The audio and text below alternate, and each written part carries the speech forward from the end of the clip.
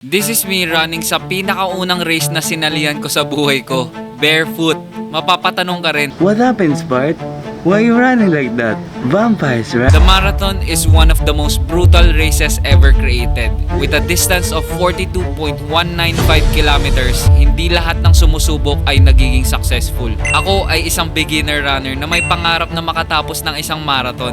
Pero, nakapaalang. This is Barefoot Bobby. Sa kanya talaga ako na-inspire gawin to.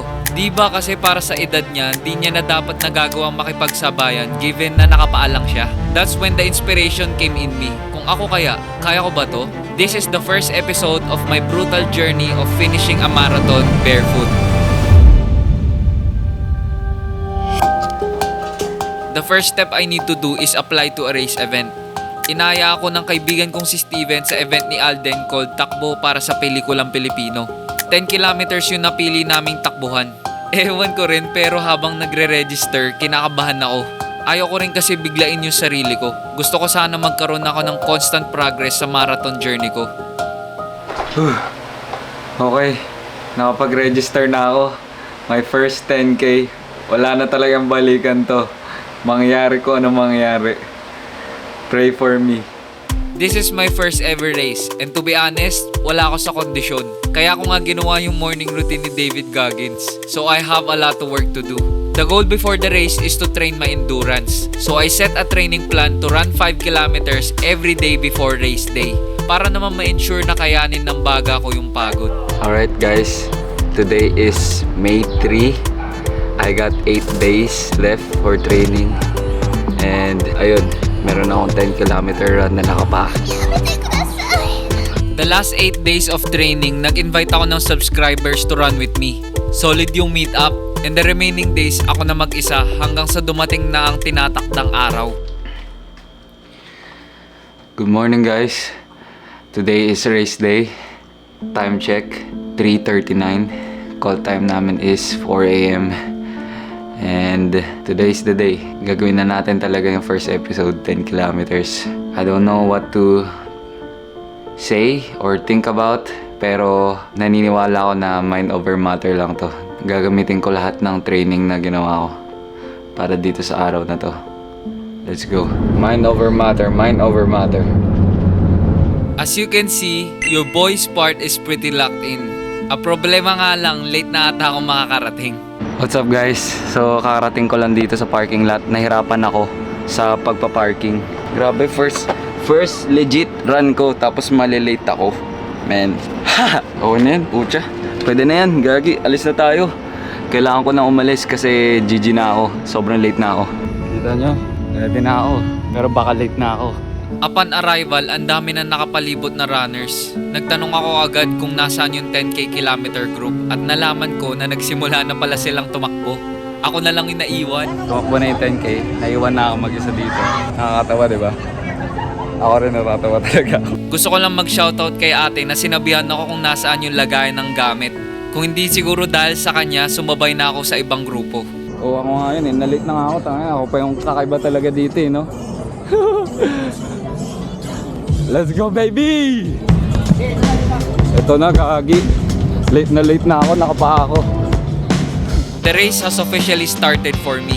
Since na-late ako, sa tingin ko ako na yung pinakahuling 10 kilometer runner at this point. So nag-set ako ng 3 main goals. Number 1, kailangan hindi ako last place sa 10 kilometer event na to. Uy! Yo! Ako na lang mag-isa sa 10K, pre! Let's go! Number 2, kailangan may makausap at makilala akong runner. Para friendly tayo. Ilan taon na ba?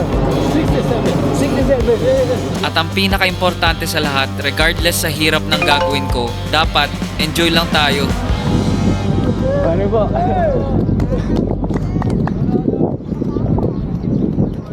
Ito guys, ba't ko ba ginagawa to?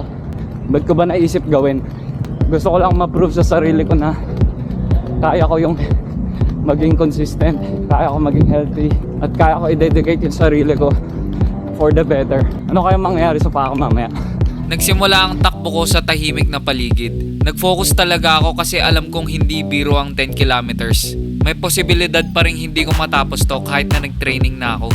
Nagulat rin ako na may picture taking pala along the way, which caught me off guard. So nag-post na lang ako.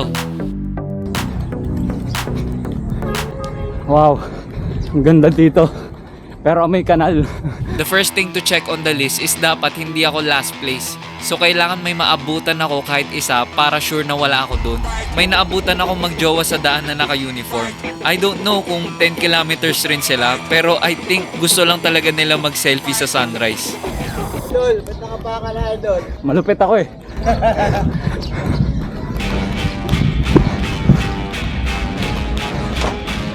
Pit stop. Tubig to? Fight! Fight! Fight! Mm. Tama mo lang! Fight! Fight! A few minutes later, nakapasok na ako sa 2 kilometer mark. 2 kilometer mark. 8 more to go. So far, okay naman yung breathing ko. Kaya ko pa naman dire-diretso. Yung paa ko is kinda hurting. Medyo masakit pero parang nagbabasketball lang. Hindi ko lang alam mamaya pag mas malayo na ako kung ano na yung lagay ng paa ko. Hopefully, goods pa. Morning, morning, morning. Woo! Ang dami nakatingin sa akin kasi nakapaalam ako. Ba't kaya nakapato? Hindi ka na trip nito. Barefoot series, baby. Isa sa mga naramdaman ko papuntang 5 kilometer mark ay yung pag-init ng paa ko. Dahil dito naging sensitibo talaga yung talampakan na mas ramdam ko na yung kalsada lalo na pag tusok-tusok. Patusok ang daan. Dito ako sa gilid.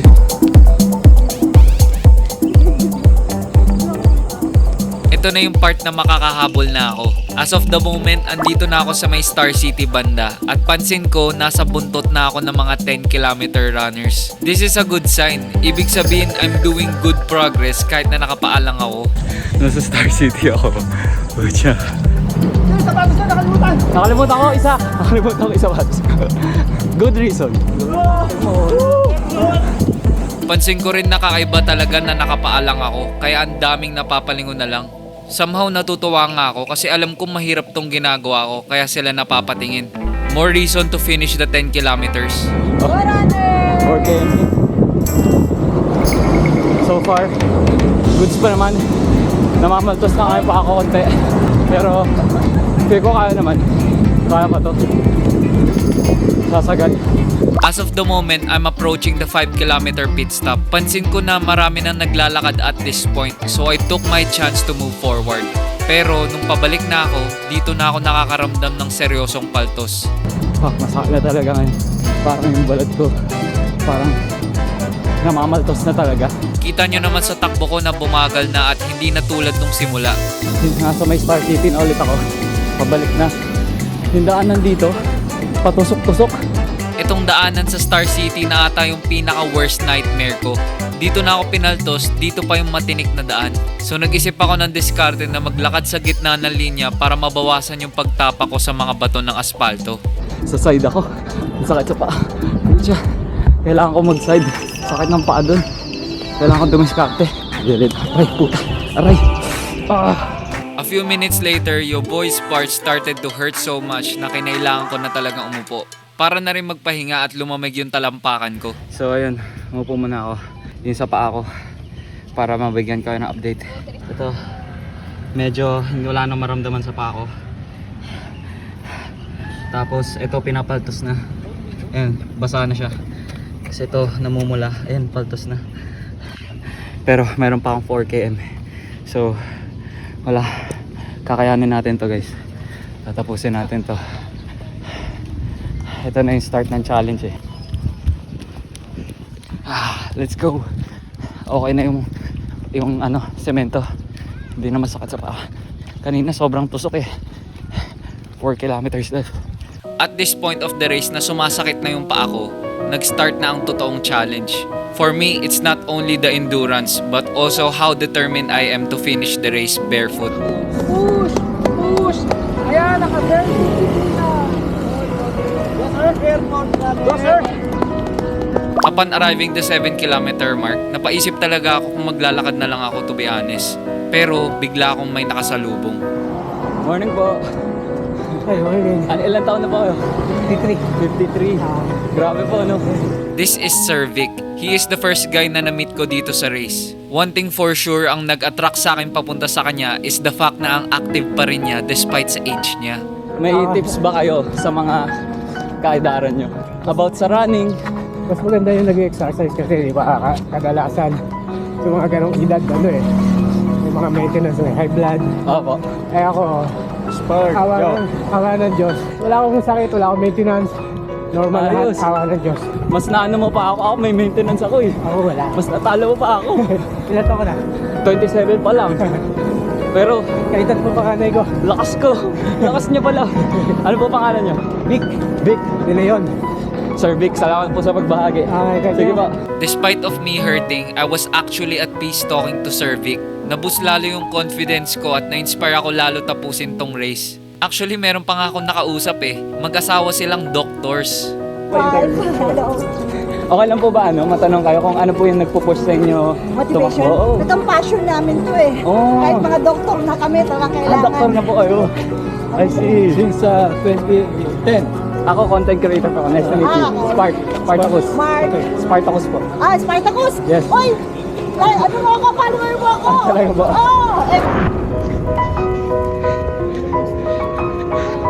Last 1 kilometer. Let's go. Tapos na ako guys. Ayun na yung finish line. Oh. Konti na lang. Shit. This is the moment.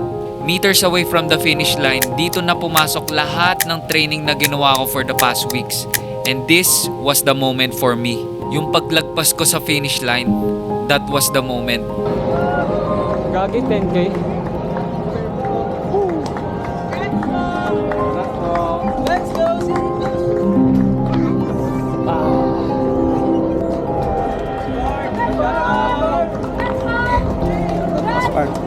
Congrats! Sana pa ako, gagi. Layo nun, nakapanga lang. Oo nga eh. Dapat.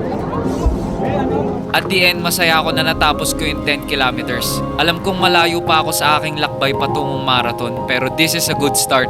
Ang tanong, pang ilan place ako out of everyone? Alright guys, magkakaalaman na kung ano yung rank ko sa lahat ng mga runners. Late ako nito ha. In 3, 2, 1. Oh! Oh! Oh! Out of 1,088, naka 518 pa ako guys. Oh! Is this real?